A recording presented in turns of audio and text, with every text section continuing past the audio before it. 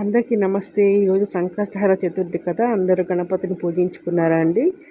ప్రతి మాసంలో పౌర్ణమి తర్వాత వచ్చే చవితిని సంకటహర చతుర్థిగా పేర్కొంటారు.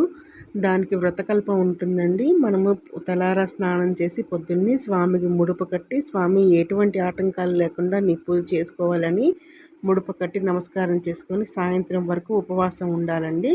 సాయంత్రం ఆ ముడుపు విప్పి ముడుపులోని బియ్యంతో స్వామికి నైవేద్యం చేయాలి. తీపి నైవేద్యం మీద ఉండ్రాళ్ళు చేసి స్వామికి వ్రతకల్పంలో ఉన్నట్టుగా వ్రతాన్ని ఆచరించి స్వామికి చంద్రుడికి కూడా అర్ఘ్యం ఇవ్వాలి.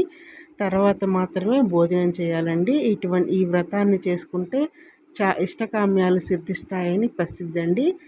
పురాణాల్లో శ్రీకృష్ణుడు వారు పాండవులు కూడా ఈ వ్రతాన్ని చేశారు. ఒకవేళ మనం చేసుకోలేకపోతే కనుక గుడికి వెళ్ళి గుళ్ళో డబ్బులు కడితే మన పేరు మీద అభిషేకార్చనలు చేస్తారండి. స్వామివారి ఆశీస్సులు ఎల్లప్పుడూ మీ మీద ఉండాలి. Thank you.